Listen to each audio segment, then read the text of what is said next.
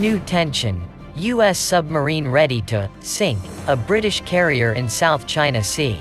Photo from 2013 depicting an American nuclear-powered submarine poking its periscope above the waves within shooting distance of a British aircraft carrier during a war game as a useful reminder of one of the most important truths of naval warfare. For every sailor who's not in a submarine, submarines are real scary.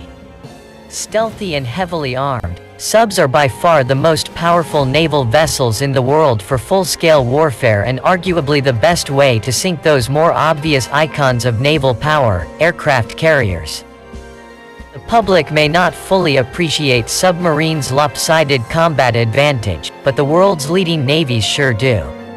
Today Chinese, Russian and American submarines, among others, are busy sneaking up on, tracking and practicing sinking rival fleets' flattops. The provocative photo, see here, depicts the masts of the U.S. Navy attack submarine USS Dallas near the carrier HMS Illustrious during a naval exercise in the Gulf of Oman on October 3, 2013. 6 warships including Dallas and Illustrious conducted an anti-submarine warfare exercise that saw Dallas stalking Illustrious while British and American surface warships and helicopters attempted to locate and sink the undersea vessel. Neither Navy has published the results of the exercise, so it's not clear whether Dallas got close enough in the course of the war game to simulate firing Mark 48 torpedoes at the flattop, which at 22,000 tons displacement is one of the largest ships in Royal Navy service. But there are good reasons to assume the 7,000-ton Dallas did succeed in pretend sinking Illustrious. In 2007 HMCS Corner Brook, a diesel-electric submarine of the Canadian Navy, sneaked up on Illustrious during an exercise in the Atlantic. To prove they could have sunk the carrier, Corner Brook's crew snapped a photo through the periscope and the Canadian Navy helpfully published it. The picture represents hard evidence that the submarine was well within attack parameters and would have been successful in an attack.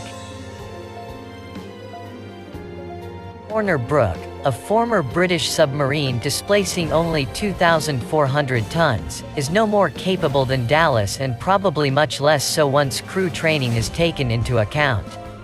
American submariners spend far more time at sea than their Canadian counterparts. Dallas and Corner Brook scored their simulated carrier kills against Allied warships in the context of a scripted exercise.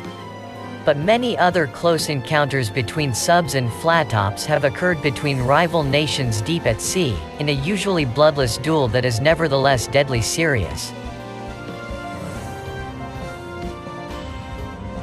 Parrot submarines to hunt and sink American aircraft carriers in some future World War III. During the Cold War, the Soviet Navy ordered its hundreds of sub-captains to get as close as possible to U.S. flattops and stay there. The U.S. Navy routinely surrounds its multi-billion-dollar carriers with escorts including surface ships and submarines, but the defensive screen is not impenetrable. In 1974, a Soviet Il-38 patrol plane spotted what was later described as the carrier USS Nimitz and its escorts off the U.S. East Coast. The ship's identity is in doubt, as in 1974 the brand new Nimitz was in the water at a Virginia shipyard and still being worked on. Whichever carrier it was, Soviet commanders instructed an attack submarine to track the flattop and its escorts. 3 days Soviet followed Nimitz sick, navigator Pavel Borodulkin told Tom Briggs, an American who visited Russia decades later. Borodulkin implied that the sub spent much of the time at a depth of 120 feet.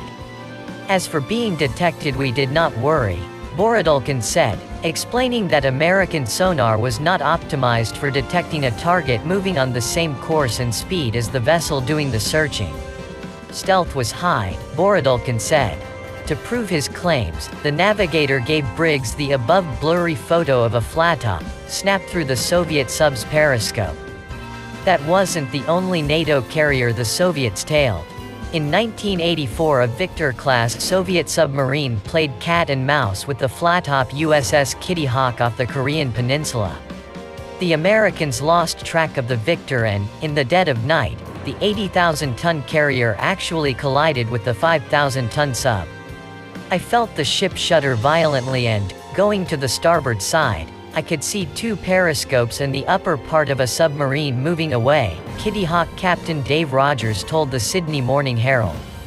A Japanese patrol plane later spotted the apparently damaged Victor limping away at 3 knots. November the same year, Illustrious, then a young vessel, passed within 500 yards of a Soviet Tango-class submarine during a Royal Navy exercise off the Scottish coast, according to the Robisonian newspaper.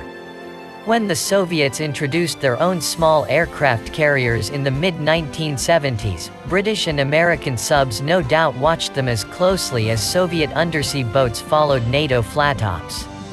But there were no public accounts of Western subs getting caught doing so until 2007, when a Russian newspaper reported that warships escorting the carrier Admiral Kuznetsov in the Atlantic pursued an unspecified submarine for half an hour. Snooping sub reportedly got away by deploying self-propelled decoys. After the Soviet Union's collapse in 1991, the Russian submarine force shrank considerably and, for a few years at least, was much less aggressive. The Russian carrier fleet declined to a single vessel, the Admiral Kuznetsov. American attention gradually shifted east to the Pacific, where in the early 2000s China had launched a massive naval rearmament program that included refurbishing a former Soviet carrier, a sister ship of the Admiral Kuznetsov that was renamed Liaoning in Chinese service.